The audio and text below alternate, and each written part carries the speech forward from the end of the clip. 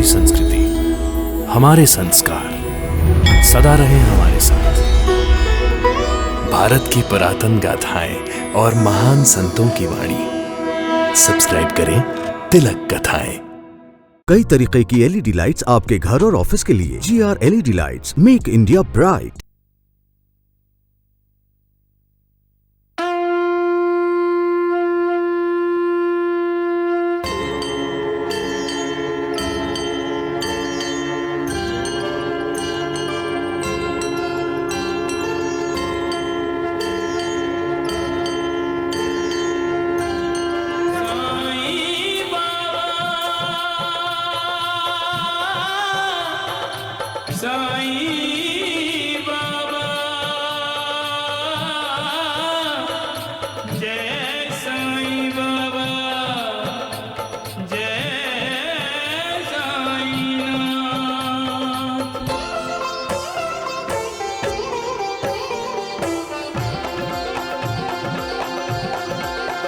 साईं राम साईं श्याम दुख भंजन तेरु नाम। साईं राम साईं श्याम दुख भंजन तेरु नाम। हे साईं नाथ तेरे आने से, हे साईं नाथ तेरे आने से हुआ धन्य ये धरती धाम धाम। साईं राम साईं श्याम दुख भंजन तेरु नाम। साईं राम साईं श्याम दुख भंजन तेरु नाम। सुख धाम धन धाम साईं राम साईं श्याम गुण धाम यश धाम। साईं राम साईं श्याम ओ भक्त वत्सल दीन बंधु बाबा तुझे प्रणाम। साईं बाबा तुझे प्रणाम। साईं बाबा तुझे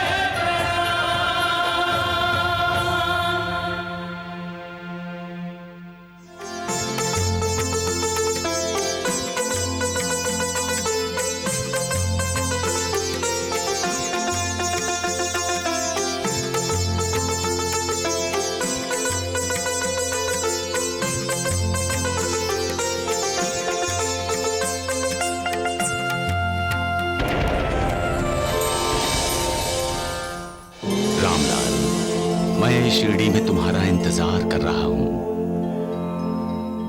कब आ रहे हो? हमें मार्गदर्शन की जरूरत है बाबा, ताकि हम जल्द से जल्द शिरडी पहुंच जाएं। अब आपके बेटे कहाँ हैं? मेरी आंखों के इलाज के लिए पैसे चाहिए ना, इसीलिए वो कहीं नौकरी कर रही है। पति पत्नी यानी दो शरीर एक आत्मा।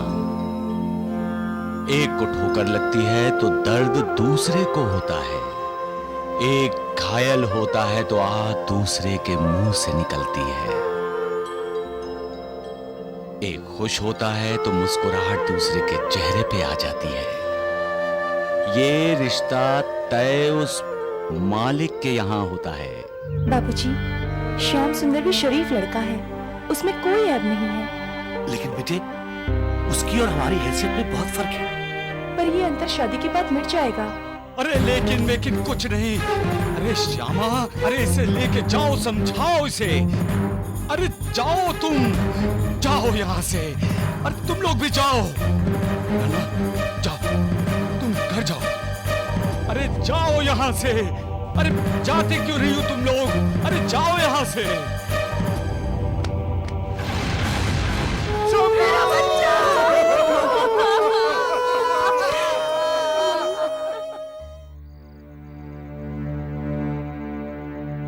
महालसापति,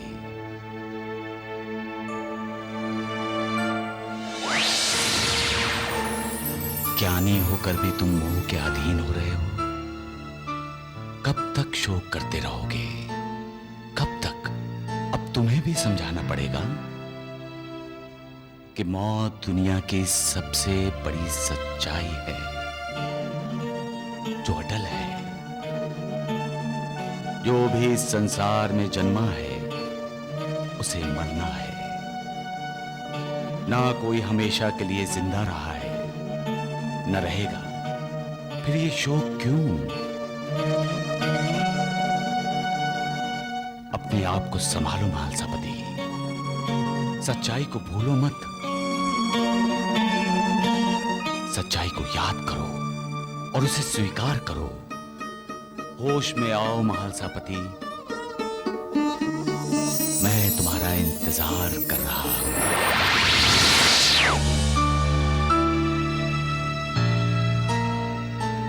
जो भी इस दुनिया में जन्मा है उसे मरना है।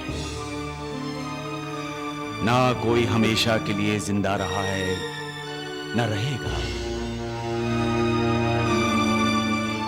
फिर ये शोक क्यों?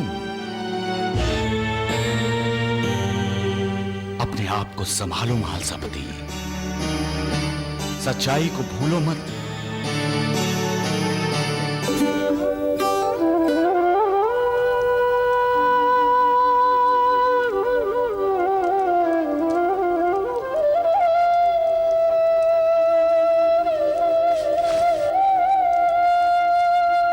अच्छा किया तुम आ गए। साईनाथ,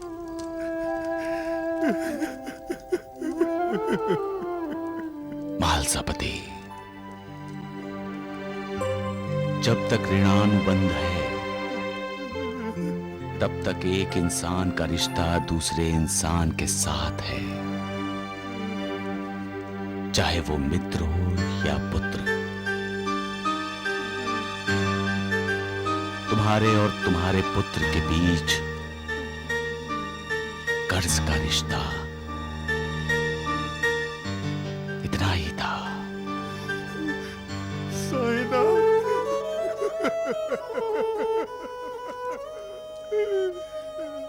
तुम विद्वान हो महालसापति,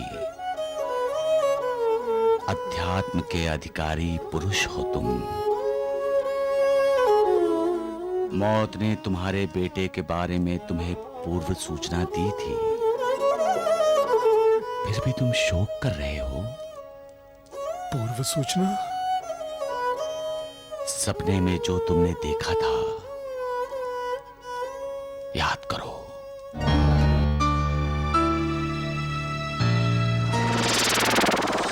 लिए उठाए और लाए कृपा निधान, भक्त राम के।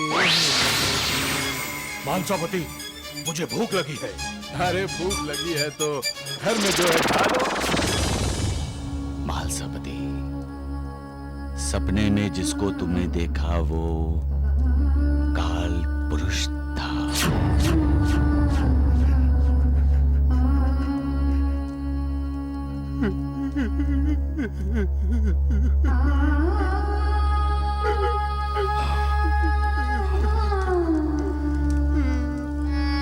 बाबा मुझे क्षमा करो। रो लो महालसापति, जी भर कर रो लो। अपने दिल का दर्द आंसू द्वारा बाहर निकाल दो।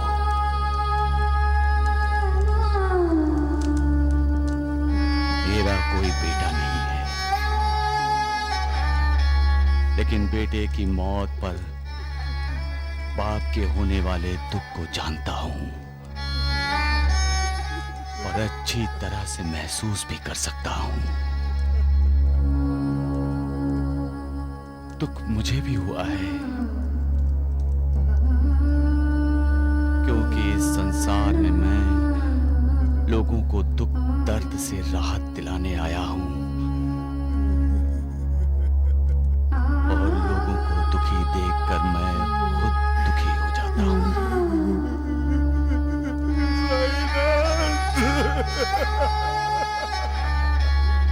रो लो महालसापति, रो लो, लेकिन ये याद रखो, जो अपने आंसू पीकर दूसरों के होठों पर हंसी लाता है वो महात्मा होता है। अपने लिए तो सभी जीते हैं महासापति, जो दूसरों के लिए जीते हैं वो मालिक की कृपा के भागी बन जाते हैं। रो लो महासापति, जब तक रो सकते हो रो लो। सबका मालिक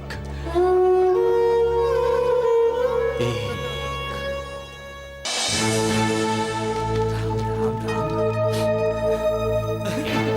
राम राम राम। मैंने सोचा आयकर दफ्तर ढूंढना बहुत मुश्किल होगा, लेकिन देखिए हम तो आयकर दफ्तर पहुंच ही गए।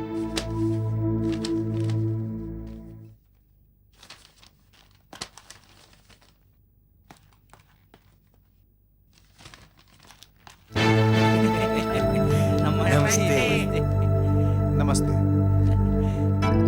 लगता है आप लोग गलत जगह पे आ गए हैं। ये कोई मंदिर नहीं है, ये सरकारी दफ्तर है। और आप आयकर अफसर। हाँ, इसका मतलब हम सही जगह पर आए हैं। आप लोग कहाँ से आए हैं? शिरडी से। हाँ। शिरडी? वहाँ कोई साईं बाबा है? बिल्कुल है, अपने आप को भगवान कहता है, लोगों को बहकाता है जी, और खूब पैसे भी कमाता है ना? राम राम राम, बिल्कुल कमाता है। लेकिन ये सब आपको कैसे पता चला? हाँ? मुझे एक चिट्ठी मिली है, लिखने वाले का नाम नहीं है। चिट्ठी? हमारी चिट्ठी ने काम कर दिया वैद जी। वैसे आपको कोई अंदाजा है कि साईं बाबा कितना कमा लेता है? बहुत साहब, आपकी कमाई तो एक पैसा ही होगी उस साईं की कमाई के सामने। अच्छा। बहुत जमा करता है और एक पैसा भी आयकर नहीं भरता। अब भरेगा, अब तो आयकर भरना ही पड़ेगा। मैं खुद शिरडी जाऊंगा। राम राम राम, लेकिन साहब जी अगर आपके आने पर भी उसने कर नहीं भरा तो? आयकर ना भरना जुर्म है, जेल में डाल दूंगा उसे। मैं किसी से कुछ लेता हूं तो उसकी कीमत भी तो देता हूं। हाँ, मैं दक्षिणा लेता हूं, लेकिन उससे जो पिछले जन्म का ऋणी होता है और जिसकी तरफ वो इशारा करता है, और दक्षिणा के धन का इस्तेमाल मैं धर्म के लिए ही करता हूं। दक्षिणा देने से वैराग्य की वृद्धि होती है और वैराग्य भक्ति और ज्ञान को बढ़ाता है।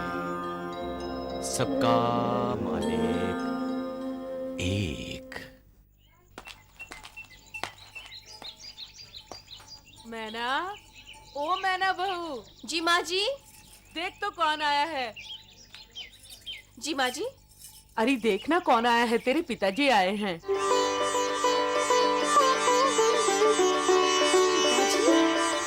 मैना बेटी,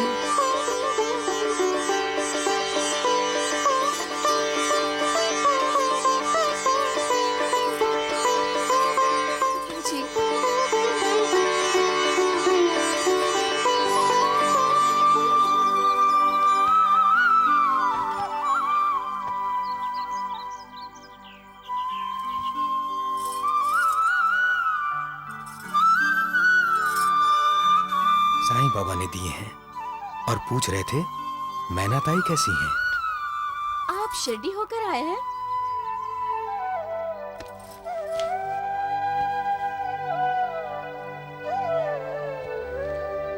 दामाद जी, ये आपके लिए भेंट है। अब आप और मैना ताई हमें कब भेंट देंगे? हमें सचमुच का नाना नानी कब बनाएंगे?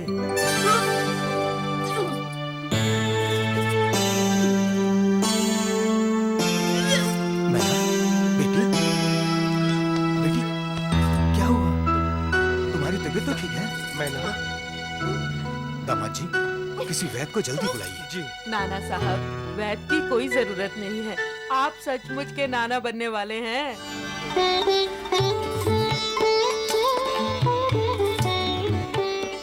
बेटा,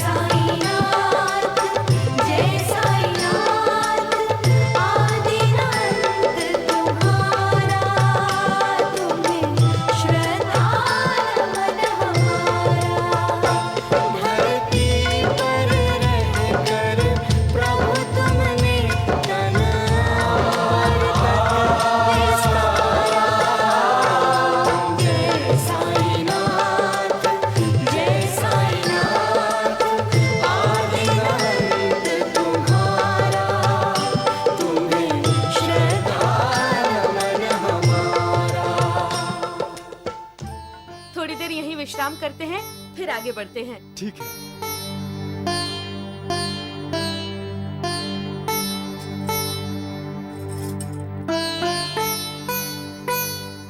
खाना खाइए ना। नहीं मनीषा,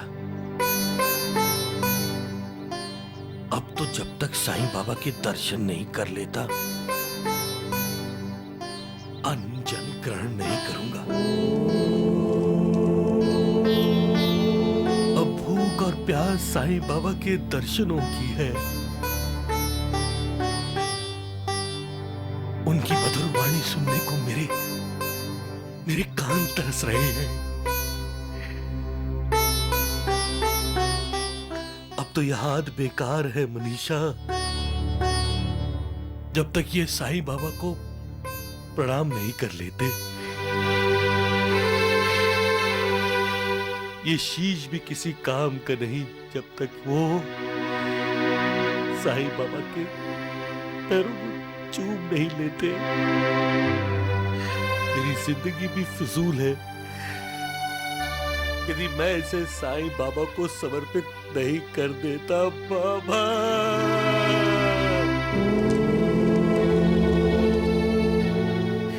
बाबा, आप चाहे यदि मुझे फिर से अंधा बना दे, लेकिन मुझे अपने से दूर न रखे बाबा। मुझे जल्द से जल्द अपने पास बुला ले बाबा। और हम तीनों का उद्धार कर दे। जय साईनाथ। इस संसार की माया से मुक्ति पाना चाहते हो तो मेरी उपासना करो, मेरा नाम स्मरण करो, तुम्हारे सारे पापों का नाश होगा। सिर्फ साईं साईं बोलोगे तो भी तुम्हारा उद्धार होगा। मैं अपने भक्तों का दास हूं और भक्ति में ही निवास करता हूं। मेरी भक्ति करने वालों को कोई हानि नहीं पहुंचा सकता। मेरी पूजा आराधना करने के लिए कोई साधन सामग्री की जरूरत नहीं। श्रद्धा और विश्वास से किया हुआ एक नमस्कार भी बहुत है। मेरे इन शब्दों पर विश्वास करो, तुम्हारा कल्याण होगा। राम राम राम। भाईजा भाई, तुमने तो अपने घर को बहुत सुंदर बना दिया है। फूल पत्ती भी बनाई है। लेकिन एक बात बताओ भाईजा भाई, तुमने इस घर को रंगने के लिए पैसे कहाँ से लाए हैं? भाईजा भाई, ये वैद्य नहीं बोल रहे, शिरडी के सब लोग बोल रहे हैं। अग्गो भाई, जानती हूँ शिरडी के लोग कौन हैं, लेकिन ये तो शिरडी का नहीं है। भाईजा भाई, लेकिन आयकर अधिकारी ये सब नहीं देखता है। वो तो आय देखता है, आय। पैसा कहाँ से आता है और उस पर उचित आयकर दिया जाता है या नहीं। हमने तो ये पैसा खेती से कमाया है। हाँ, तुमने ना और साईं ने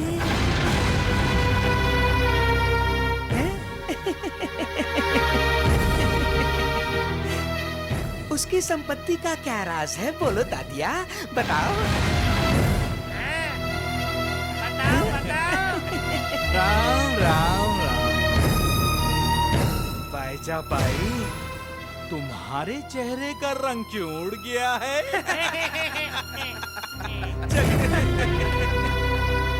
अरे बना रंगो तातिया, यहाँ भी फूल बना। बाईजा आते हैं। हाँ नमस्ते। पूछो तो तुम्हारे पास कितनी संपत्ति है, तो जवाब सुन लो। सुबह के समय मन में कोई सुविचार आता है और उस विचार की वजह से हम दिन भर के लिए उत्साह से भरे रहते हैं, प्रसन्न रहते हैं। तो वो सुविचार इंसान की संपत्ति है। दूसरों को आदर सम्मान करोगे तो हर कोई तुम्हारा भी आदर सम्मान करेगा। दूसरों का दिया हुआ आदर सम्मान ही तुम्हारी संपत्ति है। हम जब प्यासे को पानी पिलाते हैं, भूखे को खाना खिलाते हैं, बेसहारा को सहारा देते हैं, नंगे को वस्त्र पहनाते हैं, तो जो वो लोग तुम्हें दुआएं देते हैं, वो दुआएं तुम्हारी संपत्ति है। इंसान को चाहिए क्या? 2 गज जमीन, सिर्फ 3.5 हाथ जमीन, और वो चाहता क्या है? 3,500 हाथ जमीन, 3.5 करोड़ सोना और ना जाने कितना कितना कुछ। सबसे अमूल्य और फसल देने वाली जमीन तो इंसान के पास होती है, और वो जमीन है इंसान का मन, उसका दिल। इस जमीन पर मालिक की भक्ति की खेती करो, सुविचारों के बीज बो डालो, और मालिक की कृपा की बरसात होते ही इंसान का कल्याण, उसका उद्धार करने वाली फसल तैयार हो जाएगी। मालिक की होने वाली कृपा, यही तो इंसान की संपत्ति है। फिर जिसके साथ मालिक है, उन्हें अद्भुत मनः शांति का लाभ होता है। ये अद्भुत मनः शांति ही इंसान की संपत्ति है। इंसान का परिवार, उसके दोस्त उसकी संपत्ति है। क्योंकि धन दौलत होकर भी जो इंसान बिना परिवार बिना दोस्त अकेला है, वो कितना भी धनवान हो, कंगाल है। क्या ऐसी संपत्ति की कोई गिनती कर सकता है? नहीं। खुद आयकर अफसर आया तो भी नहीं। हर इंसान को अपने खाते में ऐसी ही संपत्ति जमा कर लेनी चाहिए। धन दौलत जमा करना बेकार है। सबका मालिक एक।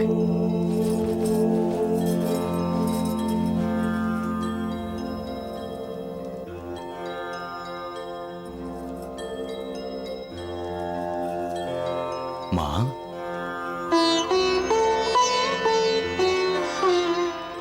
वो आदमी बदनसीब भी है और कंगाल भी, जिसकी माँ उसे मिले बिना और आशीर्वाद दिए बिना चली जाए।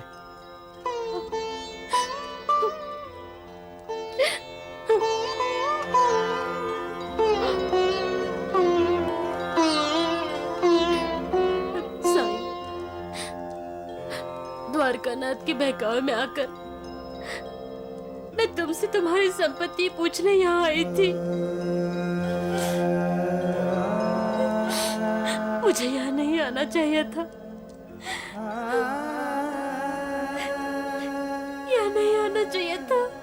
आंसू मत बहाओ माँ। आपके आंसू मेरी संपत्ति है जिसे मैं लुटाना नहीं चाहता। आम इंसान की तरह मैं भी अपनी माँ के बारे में स्वार्थी हूँ। मैं भी अपनी माँ को खुश देखना चाहता हूँ, क्योंकि माँ की मुस्कुराहट ही मेरी संपत्ति है।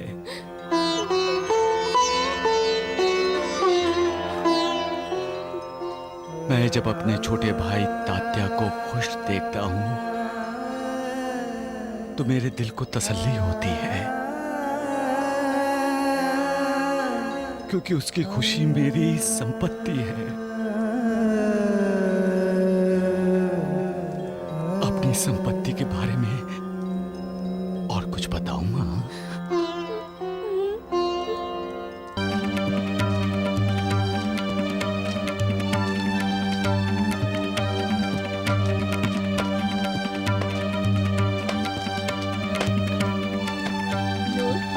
आज बाईजा गुस्से में है। आज द्वारिकानाथ इसके गुस्से से बचने वाला नहीं है।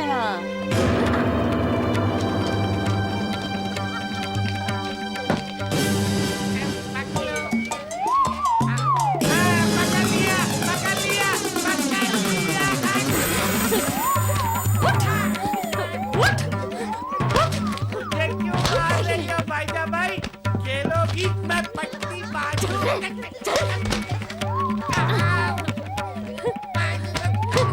क्या बोला था मीना? क्या बोला था?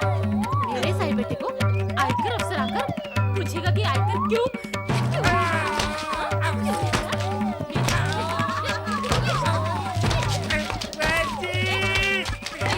क्या चिल्लाता है रे? हाँ? क्या चिल्लाता है? टांग टूट गई। अरे रुक, तेरे वैद्य द्वारकानाथ जी को भी देखती हूँ। रुक।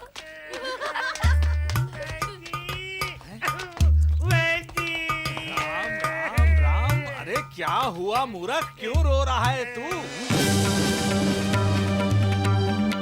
जी, ये बाईजा बाई हाथों में लकड़ी लिए क्यों आ रही है? आओ बाईजा बाई आओ। आपने कष्ट क्यों किया? हमें बुला लिया होता। अरे मेल्यानो, मुर्द्यानो, आयकर चाहिए तुम्हें? आयकर ये ले।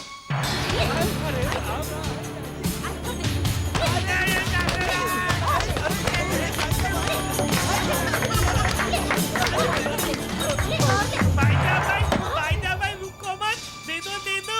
इन्हें धन की बहुत जरूरत है। कंगाल है द्वारिकानाथ जी। ए, कपड़े, चल। ये क्या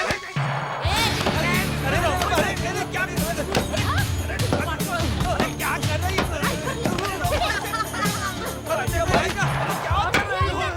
भगवान। भाई जी, तुम्हाला ये शोभत नाही, सांगून ठेवते। अरे आपकी उम्र का मैं लिहाज कर रही थी।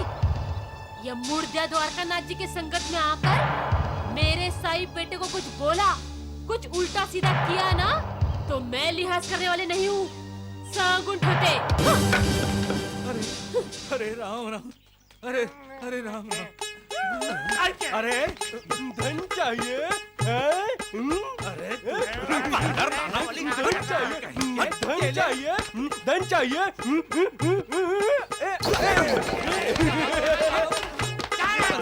कहीं के। अरे राम राम राम। क्या बात है, बड़ी खुश नजर आ रही हो। खुश न होंगी, सरस्वती बाई दादी जो बन गई है।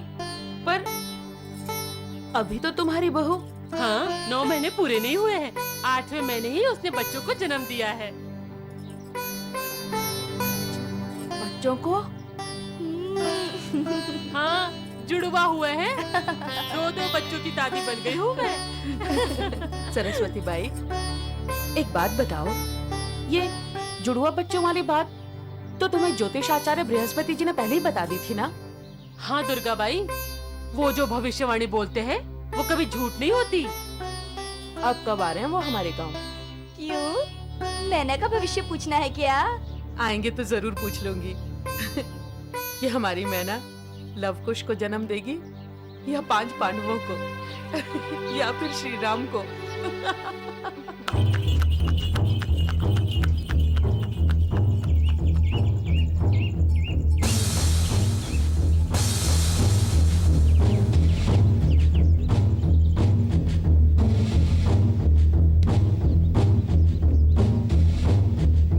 आयकर अधिकारी साहब आ गए, तुम खेलो। आयकर अधिकारी साहब आप आ गए, नमस्ते, बड़ी जल्दी आ गए। चलिए। हाँ हाँ ठीक है, पहले हम सरकारी विश्राम गृह जाकर विश्राम करेंगे। अच्छा, नमस्ते। नमस्ते, अब तुम जाओ। हाँ आइए आप। वेजी वेजी वेजी, वो आ गया वो। अरे राम राम राम, क्यों चिल्ला रहा है? कौन आ गया है? वो आयकर अधिकारी। आयकर अधिकारी? अरे क्या कहा तुमने? राम राम राम, वादे का पक्का है, कहा था आएगा तो आ ही गया। राम राम राम। अब होगा खेल शुरू जी। अब उस ढोंगी साईं की संपत्ति की गिनती शुरू होगी। साईं की संपत्ति की नहीं, साईं की उल्टी गिनती शुरू होगी। 3, 2, 1, सबका मालिक शिरडी में मेरे दर्शन करने के लिए वो ही लोग आते हैं जिन्हें मैं बुलाता हूँ। मेरे भक्त ही मेरी संपत्ति हैं, जो कभी कम नहीं होगी। मेरे जाने के बाद भी मेरी संपत्ति बढ़ती ही जाएगी, बढ़ती ही जाएगी, बढ़ती ही जाएगी। सबका मालिक एक।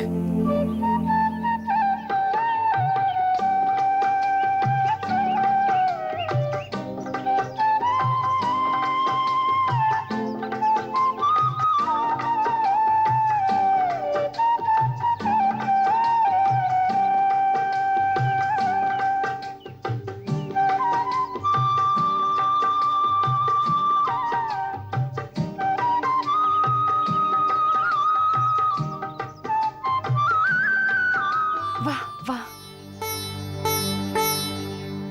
आज पता चला भगवान जी श्री कृष्ण की बांसुरी सुनकर राधा कैसे मोहित होती थी। श्याम सुंदर, तुम्हारी बांसुरी के सुर सचमुच दिल की तारों को छेड़ते हैं। मैं तो अपना गम भुलाने के लिए बांसुरी बजाता हूँ। श्याम सुंदर, तुम दिल के बहुत अच्छे हो, इसलिए बांसुरी भी बहुत अच्छी बजाते हो। तुम मुझे नहीं जानती कंचन, मुझसे बुरा कोई नहीं होगा। जिन्होंने मुझे जिंदगी में सब कुछ दिया, मेरा घर बसाया, मैंने उन्हीं का घर उजाड़ दिया, उन्हीं की जिंदगी में आग लगा दी। मैं अच्छा आदमी नहीं हूँ। श्याम सुंदर, मैं तुम्हें एक शुभ समाचार देने आई हूँ। बाबूजी ने हमारी शादी के लिए हाँ कर दी है। श्याम सुंदर, बाबूजी ने हमारी शादी का मुहूर्त भी निकलवा लिया है। अरे वाह बेटी, किसकी शादी का मुहूर्त निकला है बेटी? हमारी शादी का, मेरी और श्याम सुंदर की। अरे वाह, ये तो तुमने बहुत अच्छी खबर सुनाई। मौसी जी, हम दोनों का आशीर्वाद दीजिए। हाँ, खुश रहो, खुश रहो बेटे। मैंने अपने दामाद श्याम सुंदर की खुशियां छीन ली हैं। तुम भी श्याम सुंदर हो। मैं अपनी गलती सुधारना चाहती हूँ, इसलिए मैं तुम्हें मन से आशीर्वाद देती हूँ। तुम्हारा घर हमेशा खुशियों से भरा रहे। तुम दोनों सदा सुखी रहो, खुश रहो। आखिर तुम भी तो मेरे दामाद ही हो ना? हाँ? मौसी जी, मैं बाबूजी से कहकर आपकी आंखों का इलाज करवा दूंगी। नहीं नहीं बेटी नहीं, मुझे इलाज नहीं करवाना है। ये इलाज के बाद अगर मेरी आंखें मुझे वापस मिल गई और रामलाल जी और मनीषा भाभी अगर सामने आ गए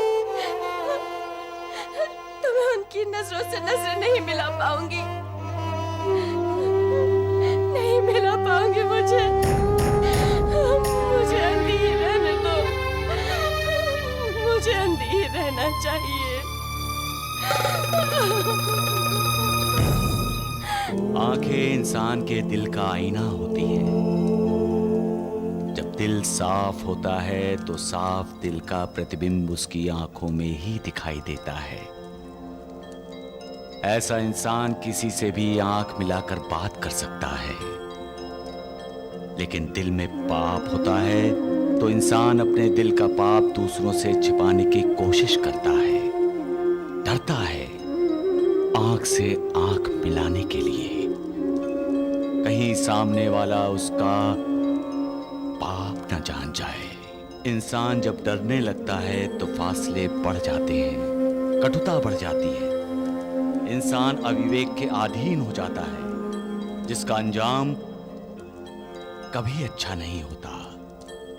इसलिए डरना है तो मालिक के क्रोध से डरो, किसी से नफरत न करो, किसी की निंदा न करो।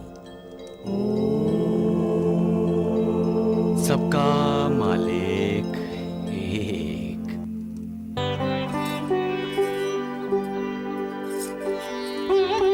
अरे अरे तारा, आओ बैठो।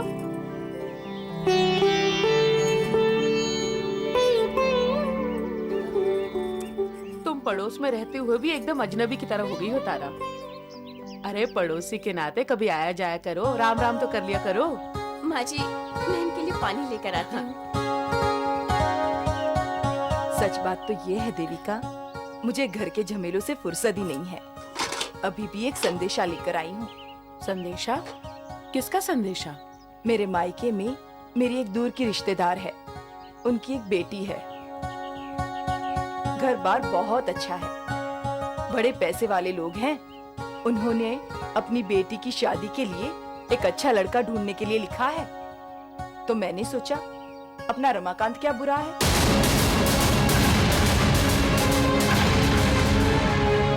मैं जानती हूँ कि रमाकांत की शादी हो चुकी है, तो क्या हुआ, दूसरी शादी भी तो कर सकता है। नहीं, उसकी कोई जरूरत नहीं है। वैसे भी मेरी बहू मुझे बहुत जल्दी दादी बनाने वाली है। और फिर क्या कमी है मेरी बहू में जो रमाकांत दूसरी शादी कर ले? नहीं नहीं तारा, तू अपने रिश्तेदार को मना कर दे। ठीक है, अपने पोते के नामकरण पर लड्डू खिलाना न भूलना। चलती हूँ। बढ़िया ही रमाकांत की दूसरी शादी कराने वाली।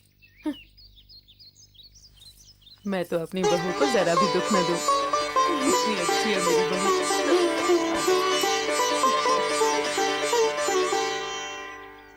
एक बार द्वारिका माई में तो जाइए, सारी बातें आपकी समझ में आ जाएंगी। हाँ, लोगों से भिक्षा मांग मांग कर उस ढोंगी साई ने बहुत सारा धन जमा किया है साहब जी। और आयकर एक पैसा नहीं देता। बिल्कुल।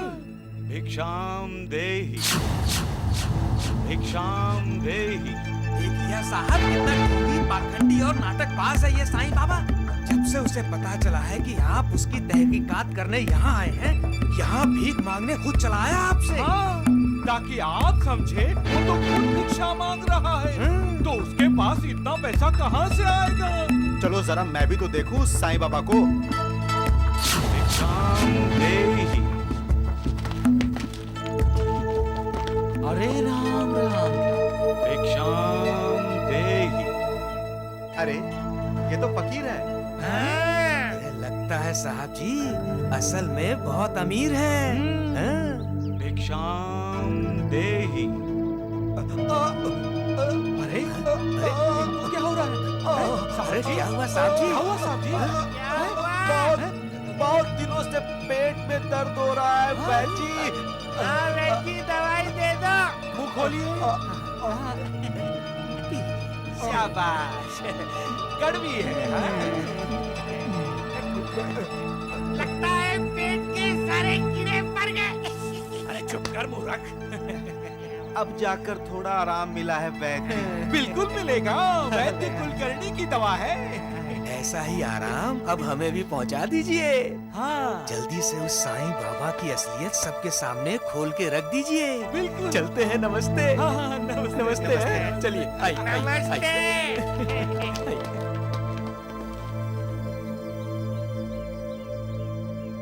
अगर साईं बाबा फकीर होने का नाटक करता है तो मैं इसके नाटक का पर्दाफाश करूंगा।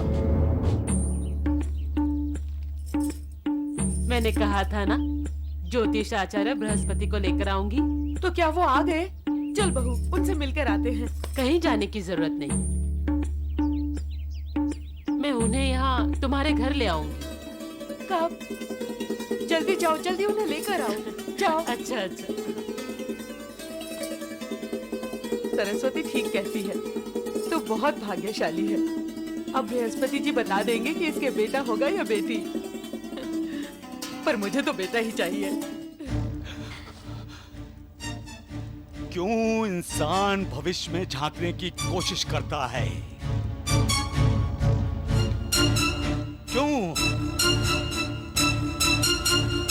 क्यों भविष्य बताने वालों पर विश्वास करता है इंसान? विश्वास करना है तो मालिक पर करो, भविष्य बताने वालों पर नहीं। मालिक कभी किसी का बुरा नहीं चाहेगा, कभी किसी का बुरा नहीं करेगा। फिर भी तुम मालिक पर अविश्वास करके उसे चुनौती देना चाहते हो। ये अचानक साईं बाबा को क्या हो गया? नूर, लगता है बाबा अपने किसी भक्त की वजह से परेशान हैं। क्या करोगे भविष्य जानकर? क्या अनहोनी को होनी में बदल सकने की ताकत है तुम में, या होनी को अनहोनी में बदल सकते हो तुम? क्यों जाना चाहते हो भविष्य? खुद भी दुखी होते हो और दूसरों को भी दुखी करते हो तुम। जानते भी हो कि जो होना है होकर रहेगा, कोई उसे रोक नहीं सकता, कोई बदल नहीं सकता। बेटा होना है तो होकर रहेगा, और बेटी होनी है तो वो भी होकर ही रहेगी। मैं पूछता हूं, बेटी होगी तो क्या नुकसान हो जाएगा तुम्हारा, और बेटा होगा तो क्या फायदा? फिर क्यों तरसते हैं लोग बेटे के लिए? बेटी होगी तो क्या स्वर्ग के दरवाजे तुम्हारे लिए बंद हो जाएंगे? बेटा और बेटी में कोई फर्क नहीं है। बेटी तो शादी के पहले भी और शादी करके अपना घर परिवार बसाने के बाद भी बेटी का अपने माता पिता के प्रति लगाव कम नहीं होता। लेकिन बेटा शादी के बाद अपने माँ बाप का नहीं, अपनी पत्नी का हो जाता है। ये सत्य झुठला सकते हो तुम, फिर भी लोग बेटे के लिए तरसते हैं। कैसे समझाएं ऐसे लोगों को?